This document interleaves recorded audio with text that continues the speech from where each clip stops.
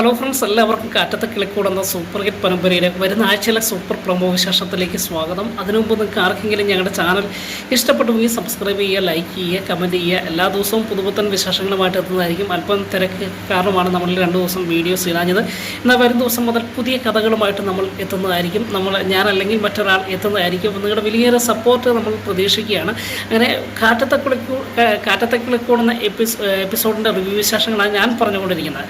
അതിൽ അടുത്ത ആഴ്ചയിൽ നടക്കാൻ പോകുന്ന വളരെ സന്തോഷകരമാകുന്ന ചില എപ്പിസോഡുകളുടെ വിശേഷങ്ങളാണ്. കാരണം മറ്റൊന്നുമല്ല, നിധി ആ വലിയ പ്രതിസന്ധിയൊക്കെ തരണം ചെയ്ത് തൻ്റെ അച്ഛൻ്റെയും ചേട്ടൻ്റെയും അമ്മയുടെയൊക്കെ ചതിയിൽ നിന്ന് രക്ഷപ്പെട്ട് സുധീഷിൻ്റെ വീട്ടിലേക്ക് മടങ്ങിയെത്തിയ നിധിക്ക് ഇരട്ടി മധുരം പോലെ വലിയ സന്തോഷം തൻ്റെ ജീവിതത്തിലുണ്ടാകുന്ന ഒരു മനോഹരമാകുന്ന ചില രംഗങ്ങളൊക്കെ ഉണ്ട് കേട്ടോ. കാരണം മറ്റൊന്നുമല്ല, നിധിക്ക് ഇപ്പോൾ നിലവിൽ യാതൊരു സങ്കടവുമില്ല. ആദ്യം സുധീഷിനോടൊപ്പം ആ വിവാഹം സൂര്യമായിട്ടുള്ള വിവാഹം മുടക്കി മടങ്ങി വന്നപ്പോൾ, അല്ലെങ്കിൽ സുധീഷിനോടൊപ്പം ഇറങ്ങിപ്പോന്നപ്പോൾ തൻ്റെ അച്ഛനെയും അമ്മയും തൻ്റെ ചേട്ടനെയും ചേട്ടത്തിയെയും കൊച്ചിനെയൊക്കെ ഉപേക്ഷിച്ച് പോകുന്നതിൻ്റെ ഒരു വിഷമം നിധിക്കുണ്ടായിരുന്നു. എന്നാൽ ഈ പ്രാവശ്യം അതെല്ലാം മാറ്റി തൻ്റെ അച്ഛനും അമ്മയും ചേട്ടനും അങ്ങനെ ആരുമില്ല, തനിക്കിനി ആരും വേണ്ട എന്നൊരു ചിന്താഗതിയോട് കൂടിയാണ് സുധീഷിനോടൊപ്പം സുഭാഷിനോടും സുധീഷിനോടും ഹരീഷിനോടും നികേഷിനോടൊപ്പം അവരോടൊപ്പം വീട്ടിലേക്ക് മടങ്ങി വരുന്നത്. കാരണം അത്രത്തോളം വലിയ ചതിയാണ് തൻ്റെ വീട്ടുകാർ സുധീഷിനോടും തന്നോടും ചെയ്തതെന്ന് നിധി മനസ്സിലാക്കിയെടുക്കുകയാണ്. അതിനുശേഷമാണ് ഈ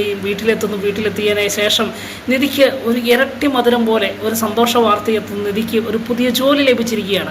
അങ്ങനെ ആ ജോലി ലഭിച്ച ആ സന്തോഷ നിമിഷം അത് നിധി ആഘോഷമാക്കാൻ തീരുമാനിച്ചില്ലെങ്കിലും അത് സുധീഷിൻ്റെ വീട്ടുകാരായ ഭാസ്കരനും സുഭാഷും നികേഷും ഹരീഷുമൊക്കെ ആഘോഷമാക്കുവാൻ തീരുമാനിക്കുന്നു. അങ്ങനെ അവിടെ വീട്ടിൽ നിധി ജോലിക്ക് പോകുന്ന ആദ്യത്തെ ദിവസം തന്നെ ഒരു പടക്കം പൊട്ടിയും ബഹളവും. അങ്ങനെ ഭാസ്കരൻ മുൻകൈ എടുക്കുന്നു. അങ്ങനെ ഭാസ്കരൻ നാട്ടുകാരെല്ലാം കാണെ അറിയാൻ വേണ്ടി തൻ്റെ മരുമോൾക്ക് ജോലി ലഭിച്ചു എന്ന് സന്തോഷം അത് എല്ലാവരോടും പ്രകടമാക്കുന്നു, പറയുന്നു. അതൊക്കെ ഒരു വളരെ സന്തോഷകരമാകുന്ന നിമിഷമാണ്.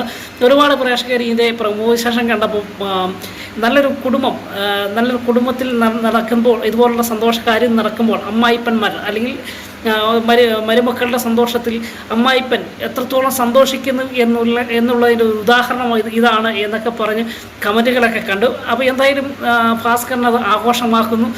അതിനുശേഷം ഇതിനിടയിൽ ഭാസ്കരന് ചെറിയ പൊള്ളലൊക്കെ ഏൽക്കുന്നുണ്ട്. അതൊക്കെ നിധിയുടെ സന്തോഷത്തിന് കോട്ടം തട്ടാതിരിക്കാൻ വേണ്ടി മറച്ചു വെക്കുന്ന. അതിനുശേഷം സുധീഷിനോടൊപ്പം നിധി ആദ്യത്തെ ദിവസം ജോലി സ്ഥലത്തെത്തുമ്പോൾ അതിലും സന്തോഷകരമാകുന്ന ചില കാഴ്ചകളൊക്കെ നമുക്ക് കാണാം. നിധിയെ വരവേൽക്കുന്ന അവിടുത്തെ മാനേജ്മെൻറ്റും സ്റ്റാഫുകളുമൊക്കെ കേക്ക് മുറിച്ച് നിധിയെ സ്വീകരിക്കുന്നു. അതിനുശേഷം നിധി ജോലിയിൽ പ്രവേശിച്ചു കഴിയുമ്പോൾ നിധിക്ക് എക്സ്പീരിയൻസിൻ്റെ വലിയൊരു കുറവ് സംഭവിക്കുന്നുണ്ട്. അങ്ങനെ തന്നെ ഏൽപ്പിച്ചിരിക്കുന്ന ആ ദൗത്യം കംപ്ലീറ്റ് ആയിട്ട് അല്ലെങ്കിൽ പൂർണ്ണമായിട്ടും അത് പൂർത്തീകരിക്കുവാൻ കഴിയാതെ വരുമ്പോൾ തന്നെ മാനേജ്മെൻറ്റ് തന്നോട് ഉപദേശങ്ങളൊക്കെ കൊടുക്കുന്നുണ്ട്. അതിനുശേഷം തനിക്കൊരു സഹായമായിട്ട് ഒരു വ്യക്തി അല്ലെങ്കിൽ ഒരു പെൺകുട്ടി അവിടെ വരികയാണ്. മറ്റാരുമല്ല, ആ ഓഫീസിൽ തന്നെ ജോലി ചെയ്തുകൊണ്ടിരിക്കുന്ന അല്പം കൂടെ എക്സ്പീരിയൻസ് ഉള്ള ഒരു പെൺകുട്ടി നിധിയെ വേണ്ട രീതിയിൽ സഹായിക്കുകയും അതുപോലെ നിധിയോട് കൂടുതലായിട്ട് അടുക്കുകയും അങ്ങനെ നിധിയോടൊപ്പം സംസാരിക്കുകയും ആഹാരം കഴിക്കാനും ഒക്കെ സമയം കണ്ടെത്തുന്നു. അത് നിധിക്ക് വലിയൊരു സഹായമാവുകയാണ്. കാരണം പുതിയൊരു സ്ഥലത്തേക്ക് ജോലിക്ക് വരുമ്പോൾ അങ്ങനെ ഒരു വ്യക്തിയുടെ സാന്നിധ്യം, ഒരു സഹായം നിധിക്ക് എപ്പോഴും ആവശ്യമായിരുന്നു. അത് നിധിക്ക് ലഭിക്കുന്നു. അങ്ങനെ ആ കൂട്ടുകാരിനെ അല്ലെങ്കിൽ ആ പെൺകുട്ടിയെ തൻ്റെ ഒരു നല്ലൊരു ഫ്രണ്ടാക്കി മാറ്റുന്നു, കൂട്ടുകാരിയാക്കി മാറ്റുന്നു.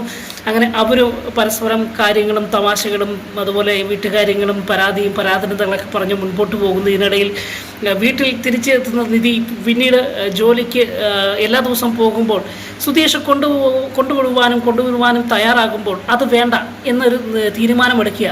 അപ്പം സുധീഷിനോട് നിധി പറയുന്നത്, സുധീഷ് എന്നെ കൊണ്ടുവിടാനൊന്നും വരണ്ട, ഞാൻ ബസ്സിന് പൊക്കോളാം എന്ന് പറയാം. അപ്പോൾ ഇത് കേട്ടപ്പോൾ സുധീഷ് പറയേ, ബസ്സിന് പോകാനോ? നടക്കില്ല, അതൊന്നും നടക്കില്ല, ഞാൻ കൊണ്ടുവിട്ടോളാം എന്ന് പറയാം. അപ്പം നിധി ചോദിക്കുന്നുണ്ട്, സുധീഷിൻ്റെ ജോലി കളഞ്ഞ് എന്തിനാണ് എന്നെ കൊണ്ടുവിടുന്നത് എന്ന് ചോദിക്കുകയാണ്. അപ്പം സുധീഷ് പറ, അതൊന്നും സാരമില്ല എന്ന് പറയാം. അപ്പം സുധീഷിനെ സപ്പോർട്ട് ചെയ്തുകൊണ്ട് സുഭാഷും പറയാം, മോളെ അവൻ കൊണ്ടുവിടട്ടെ, അവൻ ജോലി അതിനിടയ്ക്ക് എങ്ങനെയും കൊണ്ടുവിട്ടോളൂ, അല്ലാതെ മുകളിലിങ്ങനെ ബസ്സിന് പോകുന്നത് ശരിയല്ല, അത് മോശമാണെന്ന് എന്ന് പറയാം. ഒരു പക്ഷേങ്കിൽ സുഭാഷ് അത് ഉദ്ദേശിച്ചത് നിധി കഷ്ടപ്പെട്ട് ഒരു ജോലി സ്ഥലത്തേക്ക് പോകണ്ട ഒരു മനോഭാവമായിരുന്നു സുഭാഷിനൊക്കെ ഉള്ളത്. പക്ഷേങ്കിൽ നിധിക്ക് നേരെ മറിച്ചായിരുന്നു. കാരണം നിധി അപ്പോൾ സുഭാഷിനോട് പറയാം, സുഭാഷ് ഏട്ടാ, നിങ്ങളെല്ലാവരും കൂടി ഇങ്ങനെ എൻ്റെ വീട്ടുകാരെ പോലെ ആവരുത്, എന്ന് പറയുകയാണ്. അപ്പോൾ എല്ലാവരും വാപൊളിച്ച് നിൽക്കുന്നൊരു ഭാഗമുണ്ട് കേട്ടോ. അപ്പം നിധി പറയുകയാണ്, എന്നെ ഇതുപോലെ ആക്കിയത് എൻ്റെ അച്ഛനും അമ്മയും സഹോദരങ്ങളൊക്കെയാണ്. എന്നെ ഒറ്റയ്ക്ക് വീട്ടിൽ നിന്ന് വെളിയിൽ വിടില്ല, എവിടെ പഠിക്കാൻ ഒറ്റയ്ക്ക് വിടില്ല, ബസ്സിൽ കയറ്റി വിടില്ല, എന്നെ വീട്ടിൽ നിന്ന് കാറിൽ കൊണ്ട് കോളേജിൽ വിടുന്നു. ഇങ്ങനെയൊക്കെയായിരുന്നു എന്നെ ഒരു പൊട്ടക്കിണറ്റിലെ തവളയെപ്പോലെയാണ് എന്നെ അവർ നോക്കിക്കൊണ്ടിരുന്നത്. അവർ പക്ഷേ എൻ്റെ സംരക്ഷണത്തിന് വേണ്ടിയായിരുന്നു. പക്ഷെങ്കിൽ ഞാൻ പ്രായപൂർത്തിയായ ഒരു സ്ത്രീയല്ലേ, എനിക്ക് ചില സ്വാതന്ത്ര്യമൊക്കെ എനിക്ക് യാതൊരു സ്വാതന്ത്ര്യമില്ലാതെയാണ് ജീവിച്ചത്. എന്നാൽ ഇവിടെ വന്നപ്പോൾ എനിക്ക് അല്പം സ്വാതന്ത്ര്യമൊക്കെ ലഭിച്ചതുപോലെ എനിക്ക് തോന്നി. അതും കൂടെ നിങ്ങൾ ഇല്ലാതാക്കില്ല. എൻ്റെ ഒരു അപേക്ഷയാണ് സുഭാഷ് ചേട്ടാ. എനിക്ക് ഇതൊക്കെയാണ് ആഗ്രഹം. എനിക്ക് ചില ആഗ്രഹങ്ങളൊക്കെ ഇല്ലേ. സാധാരണ ആളുകളൊക്കെ ഈ ജോലിക്ക് പോകുന്നത് നടന്നു പോയി ബസ് സ്റ്റോപ്പിൽ ചെല്ല് നിൽക്കുന്നു, അവിടുന്ന് ബസ്സിൽ കയറി ജോലി സ്ഥലത്തെത്തുന്നു, അതിനുശേഷം തിരിച്ച് അവിടുന്ന് ആഹാരമൊക്കെ കഴിച്ചതിന് ശേഷം ജോലിയൊക്കെ കഴിഞ്ഞ് മടങ്ങി അതുപോലെ ബസ്സിന് വരുന്നു. അങ്ങനെയൊക്കെ വരുന്നത് എനിക്കൊന്ന് അനുഭവിക്കണം. എനിക്കൊരു സന്തോഷം, എനിക്കൊരു ഇഷ്ടമുള്ള കാര്യമാണ് അത്. അതിനുവേണ്ടി എന്നെ ഒന്ന് സ്വാതന്ത്ര്യമായിട്ട് വിടുമോ എന്ന് ചോദിക്കുകയാണ്. അപ്പോൾ സുഭാഷിൻ്റെ കാര്യം മനസ്സിലായി. നിധിക്ക് ഇതൊരു ബുദ്ധിമുട്ടല്ല, പക്ഷെങ്കിൽ തന്നെ ഇതുവരെ അനുഭവിക്കാത്ത അതൊക്കെ ഒന്ന് അനുഭവിക്കണമെന്ന് നിധിക്ക് തോന്നി എന്ന് സുഭാഷിനെ മനസ്സിലാക്കിയപ്പോൾ, ശരിയാ മോളെ, സുധീഷ് മോൾ അങ്ങനെ മോളുടെ ഇഷ്ടം പോലെ ചെയ്തു എന്ന് പറയുകയാണ്. എന്നാലും ഒരു കാര്യം ചെയ്യും, ഇപ്പോൾ പരിചയമില്ലാത്ത സ്ഥലമല്ലേ, ബസ് സ്റ്റോപ്പ് വരെ ആരെങ്കിലും കൊണ്ടുവിടാം, മാറി ആരെങ്കിലും കൊണ്ടുവിട്ടോളാം എന്ന് പറയും. അപ്പോൾ എന്തായാലും അതും വേണ്ട എന്ന് നിധി പറയുന്നുണ്ടെങ്കിലും നികേഷ് ആ ദൗത്യം ഏറ്റെടുക്കുകയാണ്. അപ്പോൾ അത് നിധിക്ക് വളരെ സന്തോഷം ഉണ്ടാക്കുന്നുണ്ട്. കാരണം നികേഷുമായിട്ടാണ് കൂടുതൽ നിധിക്ക് അടുപ്പം. സംസാരിക്കുകയും തമാശ പറയുകയും കളി പറയുകയൊക്കെ ചെയ്യുന്നത് ഒരു കുഞ്ഞനിയനെ പോലെയാണ് നിധി കാണുന്നത്. അതുകൊണ്ട് തന്നെ നികേഷ് എല്ലാ ദിവസവും ബസ് സ്റ്റോപ്പിൽ കൊണ്ടുവിടുന്നു. ഇത് സുധീഷിന് അങ്ങ് ഇഷ്ടപ്പെടാതെ വരുന്നുണ്ട്. കാരണം സുധീഷിന് എന്നും ഈ ജോലി സ്ഥലത്തേക്ക് നിധിയെ കൊണ്ടുവരാനും പോകുമ്പോൾ കൂടുതൽ സംസാരിക്കുവാനും നിധിയുടെ മനസ്സിൽ കയറി പറ്റുവാനും കഴിയുമെന്നൊരു ധാരണയൊക്കെ ഉണ്ടായത്. പക്ഷെങ്കിൽ അതൊക്കെ പൊളിഞ്ഞു പോവുകയാണ്. പക്ഷെങ്കിൽ നിധിയുടെ ഇഷ്ടപ്രകാരം ജോലിക്ക് പോകുന്നു. അങ്ങനെ മടങ്ങി വരുന്ന ഒരു മനോഹരമാകുന്ന രംഗമൊക്കെ ഉണ്ട്. ഇങ്ങനെ ഈ സമയത്താണ് ഒരു ദിവസം ബസ് സ്റ്റോപ്പിൽ നമ്മുടെ ജോലി കഴിഞ്ഞ് തൻ്റെ കൂട്ടുകാരിക്കൊപ്പം ബസ് സ്റ്റോപ്പിലേക്ക് പോകുന്ന വഴിയിൽ തൻ്റെ എതിരെ വന്നൊരു സ്ത്രീ തൻ്റെ തോളിൽ തട്ടുകയും അങ്ങനെ പെട്ടെന്ന് ആ തട്ടിൻ്റെ അല്ലെങ്കിൽ ആ തോളിൽ തട്ടിയപ്പോൾ തൻ്റെ കയ്യിലിരുന്ന തോളിൽ കിടന്ന ബാഗ് നിലത്തേക്ക് വീഴുകയും ചെയ്യുക. അപ്പം പെട്ടെന്ന് നിധി ബാഗ് എടുക്കാൻ വേണ്ടി കുനിയുമ്പോൾ തൻ്റെ തോളിൽ വന്ന് തട്ടിയ ആ സ്ത്രീയും ആ ക്ഷമ പറഞ്ഞുകൊണ്ട് ആ ബാഗ് എടുത്ത് കൊടുക്കാൻ വേണ്ടി രണ്ടുപേരും ഒരുമിച്ച് കുനിയുമ്പോൾ നിധി ആ സ്ത്രീയുടെ മുഖം കാണുകയാണ്.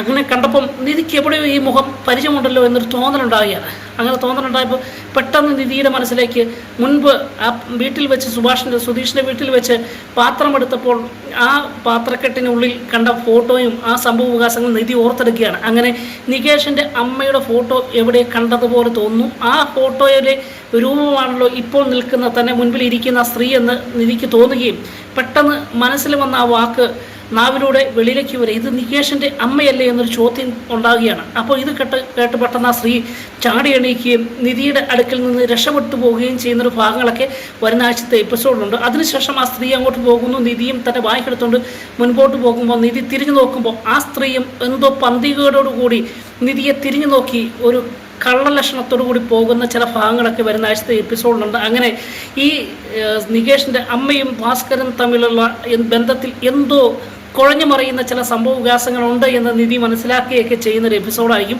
അങ്ങനെ സന്തോഷം കൊണ്ട് നിറഞ്ഞ ഒരു എപ്പിസോഡും അതിനോടൊപ്പം ചില സംഘർഷാവസ്ഥയൊക്കെ വരുന്ന ആഴ്ചത്തെ എപ്പിസോഡിൻ്റെ അവസാന ഭാഗത്തുണ്ടാകും. അപ്പോൾ എല്ലാ ദിവസവും റിയൽ വിശേഷമായിട്ട് എത്തും വരെ ഗുഡ് ബൈ.